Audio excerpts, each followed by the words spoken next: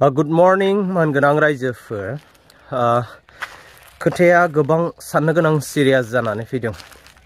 मैयायो आसामनि chief minister मानगोनां हेमन्त मामाया 6 जनगोष्ठीनि सायाव जाबायदि खोथा बुंदोंना, जाबायदि खोथा बुंदों, तारमाने 6 जनगोष्ठीनो एसटि होगोनखौ रोखा बायदियै नुहुरदों आरोना।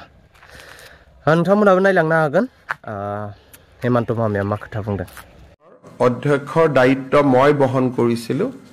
মই মুখ্যমন্ত্ৰী হোৱাৰ পিছত এই সমিতিখনৰ অধ্যক্ষৰ দায়িত্ব ৰনোজ পেগু ডাঙৰীয়াই গ্ৰহণ কৰে আৰু কেশৱ মহন্ত ডাঙৰীয়া ইয়াৰ সদস্য আছিলে, সঞ্জয় কিষাণ ডাঙৰীয়া ইয়াৰ সদস্য আছিলে। পৰৱৰ্তী সময়ত এই মন্ত্ৰীসভাৰ কমিটিখনত সঞ্জয় কিষাণ ডাঙৰীয়াৰ স্থানত পীযুষ হাজৰিকা জড়িত হয়।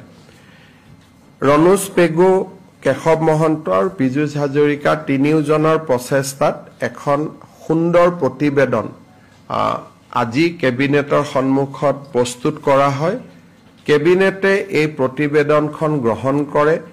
মন্ত্ৰীসভাৰ তিনিওগৰাকী গোটৰ সদস্যক ধন্যবাদ জনায় আৰু আমি আশা কৰোঁ যে এই প্ৰতিবেদনখনে আমাৰ 6 জনগোষ্ঠীৰ আশা আকাংক্ষাক প্ৰতিনিধিত্ব কৰিব পাৰিব আৰু সমান্তৰালভাৱে বৰ্তমানৰ জনজাতি লোকসকলৰো কোনো ক্ষতি নোহোৱাকৈ বা তেওঁলোকৰ কোনো অসুবিধা নোহোৱাকৈ আমি এই 6 জনগোষ্ঠীৰ আশা আকাংক্ষা পূৰণ কৰিব পাৰিম।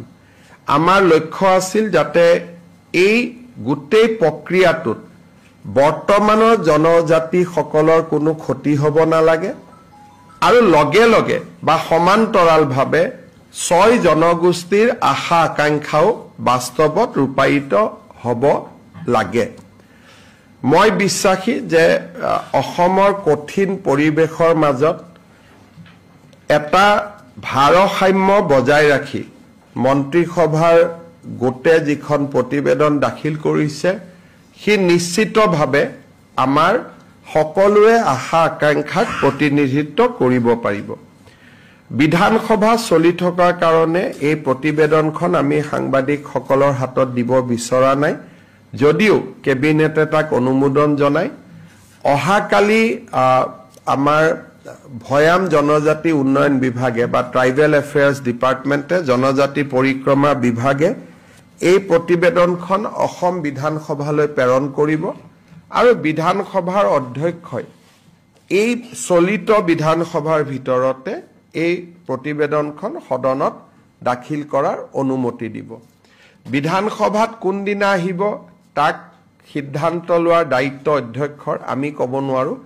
কিন্তু অধ্যক্ষ মহোদয়ক আমি অনুৰোধ জনাম যাতে চলিত অধিৱেশন যি 29 তাৰিখে শেষ হ'ব তাৰ পূৰ্বেই যাতে সদনত এই প্ৰতিবেদনখন ৰাখিবলৈ বা প্ৰতিবেদনখন সদনৰ উপস্থাপন কৰিবলৈ আমাক যাতে অনুমতি দিয়ে আৰু মই নিশ্চিত যে অধ্যক্ষ মহোদয়ে নিশ্চিতভাৱে সেই অনুমতি প্ৰদান কৰিব।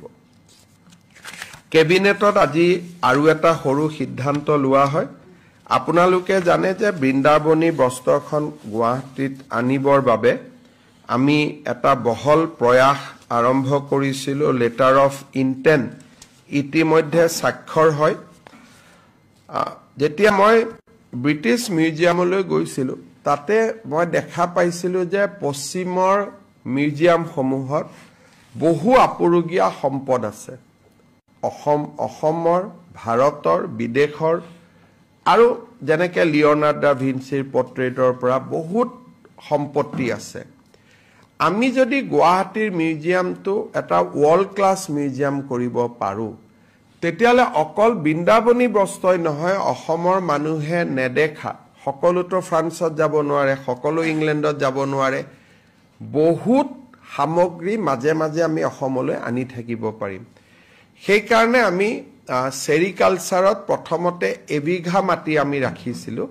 এতিয়া আমি 3 বিঘা মাটি আজি কেবিনেটে কালচাৰেল ডিপাৰ্টমেণ্টক এলট কৰিছে যাতে আমাৰ মিউজিয়ামটো আৰু অলপ ডাঙৰ কৰি আৰু খুব সাইন্টিফিক্যালি আমি বনাব পাৰো আৰু মিউজিয়ামটো বনোৱাৰ সকলো খৰচ JSW ফাউণ্ডেশ্যনে দিব কিন্তু আগতে আমি এবিঘা মাটিত অকল বৃন্দাবনী বস্ত্ৰৰ বাবে বনাব খুজিছিলোঁ এতিয়া আমি 3 বিঘা মাটি লৈছো যাতে অলপ ডাঙৰ কৰি দেশ বিদেশৰ আপুৰুগীয়া সম্পত্তিবিলাক যাতে আমি ইয়াত আনি থাকিব পাৰো কেবিনেটে আজি 3 বিঘা মাটি হ্যান্ডলুম সেৰিকালচাৰ ডিপাৰ্টমেন্টৰ পৰা কালচাৰেল ডিপাৰ্টমেন্টলৈকে হস্তান্তৰ কৰাত অনুমোদন দিয়ে JSW ফাউণ্ডেশ্যনে যদি ঘৰটো বনাব ঘৰ আৰু মাটি দুইটাৰ মালিকী স্বত্ব অসম চৰকাৰৰ সাংস্কৃতিক বিভাগৰ লগত থাকিব তেওঁলোকৰ এটো CSR ইনিচিয়েটিভ হে হ'ব কেবিনেটত আমাৰ সৰু এখন Assam survey and settlement training centre teacher service rule আছিল তাকো কেবিনেটে অনুমোদন জনায় আজি মাত্ৰ 3টাই সাবজেক্ট আছিল মেইনলি 6 জনগোষ্ঠীৰ জনজাতিকৰণ সম্পৰ্কত মন্ত্ৰী সভা গোটৰ প্ৰতিবেদন আপোনালোকৰ যদি কিবা প্ৰশ্ন আছে আপোনালোকে কৰিব পাৰে নহয় এইটোতো আমাৰ মিউজিয়াম আমাৰ সম্পত্তি অসমৰ এইটো হল দেশ বিদেশৰ সম্পত্তি এতিয়া আমাৰ অসমত আমি 3টা মিউজিয়াম বনাই আছো লাচিত বৰফুকনৰ যত আমি প্ৰতিমূৰ্তি বনাইছো তাত লগত আমি 2টা মিউজিয়াম বনাইছো যোৰহাটৰ সুকাফা ক্ষেত্ৰত আমি এটা মিউজিয়াম বনাইছো আমবাৰী মিউজিয়ামটো আছে ইয়াত কি আছে অসমৰ সম্পত্তি আছে পাণ্ডুলিপি আহোম সম্ৰাট তাৰ আগৰ ভাস্কৰ বৰ্মা এটো হল অসমৰ এই যেটো মিউজিয়াম হ'ব এই মিউজিয়ামটো দিল্লী মিউজিয়ামৰ পৰা এটা আইটেম আহিব সমা থাকিব ঘুৰি যাব ধৰক এটা বুদ্ধৰ ৰেলিক আছিল আমি অসমত আনিব পৰা নাই কাৰণ আমাৰ মিউজিয়ামটো জাগা নাই তেনেকুৱা সাইন্টিফিক নিয়ম নাই এইটো হল অকল দেশ বিদেশৰ সামগ্ৰী ইয়াত আহিব সমা থাকিব গুছি যাব হেকাৰণে এইটো মিউজিয়াম বেলেগ হেতু মিউজিয়াম বেলেগ যেটো আমাৰ মিউজিয়াম আছে বা আমি সুকাফা ক্ষেত্ৰত কৰিছো লাচিতত কৰিছো হেতু হল অসমৰ মিউজিয়াম এইটো যেটো মিউজিয়াম হ'ব ইয়াত ফ্ৰান্সৰ পৰা আহিব ৰাছিয়াৰ পৰা আহিব আমেৰিকাৰ পৰা আহিব দিল্লীৰ পৰা আহিব মুম্বাইৰ পৰা আহিব সমা থাকিলে আমি চালু আকৌ ঘুৰি গুছি গল এইটো এটা বেলেগ পাৰপাস গতিকে দুইটা ভিন্ন ভিন্ন মিউজিয়াম আৰু কি হ'ব